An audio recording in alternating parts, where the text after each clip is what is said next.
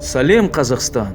Вы все уже знаете, что после нашумевших заявлений националиста и депутата Государственной Думы Российской Федерации Евгения Федорова о том, что якобы Советский Союз не был ликвидирован и все бывшие союзные республики вышли из него незаконно, и все их территории нужно вернуть. После этого разгорелся международный мини-скандал. И многие русскоязычные казахстанцы, чувствуя дискомфорт, начали утверждать, что все это махинации алчных политиканов, желающих отвлечь внимание людей от чего-то более важного. А российский народ тут совершенно ни при чем, и ему нет никакого дела до наших территорий. Но так ли это на самом деле? Давайте подумаем вместе.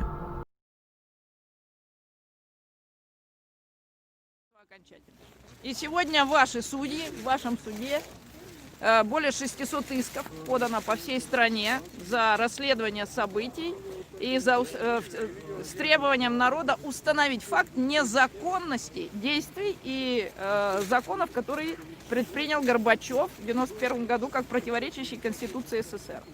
А поскольку мы сегодня правопреемники по решению народа от 1 июля 2020 года, прошлого нашего года, правопреемники СССР уже и правопродолжатели, то есть теперь наши органы власти будут принимать решения. А благодаря Владимиру Владимировичу Путину это решение, мы надеемся, будет успешным. И границы 1945 года через мирные референдумы будут возвращены, да, узаконены еще раз. Они, собственно говоря, сейчас не теряют законности с точки зрения международного права по итогам Второй мировой войны, которые явились последним международным соглашением, так сказать, о демаркации границ там вот этой всей. Так что в скором времени, год-два, наше Отечество обретет границы 1945 года. Вы снова станете милицией народной, красивой.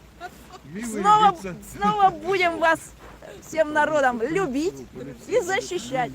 Так что заканчиваем вот эту всю иностранную внешнюю оккупацию, бодягу эту. Хватит жить кое-как. Вернем наши традиционные ценности, детям лучшее образование, здравоохранение, пенсии народу. В общем, традиционную русской цивилизации идеологию. Всего доброго, друзья, вам. Ёбаная дура, блядь. В этом формате он может войти исторически в нашу эпоху новую, эпоху побед русской цивилизации. Друзья, я иду на камеру, будет здесь рядом в кадре. Скажите пару слов. Все, хватит жить кое-как, давайте. Наши лучшие сборщики подписей, тех самых подписей, которые сегодня были предоставлены суду. Вот, наши тольяттинские герои. Мы сегодня воодушевлены тем, что у нас второй судебное заседание по теме о незаконном развале СССР. Мы рады очень, что именно в Тольятти, и именно на улице Белорусской. Посмотрите, как символично. Ведь мы воссоздаем границы на основании союзного российско-белорусского государства. А теперь это заседание на улице Белорусской. Это очень значимо и символично. Помним песню, да, как это, и название улицы, той улицы прочли. Да, а название такое, право скажем, боевое. Точно. Белорусская улица. Это означает союзное государство. Вы верно Так подметили. Точно, абсолютно. Так что мы уверены, что наше дело правое, и по-любому победа будет за нами. Без вариантов. Сказочный долбоеб. Зачем его только из больницы выпустили?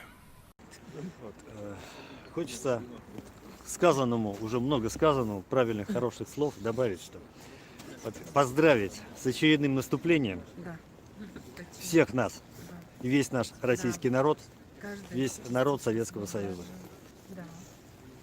С нашими мужчинами, дорогими соколами. Родина, свобода, Путин. Родина, свобода, Путин. Родина, свобода, Путин. Родина, свобода, Путин. Ура! Вот так, друзья. Ну что, казахтар, хотите назад в СССР? Видимо, за нас уже решили.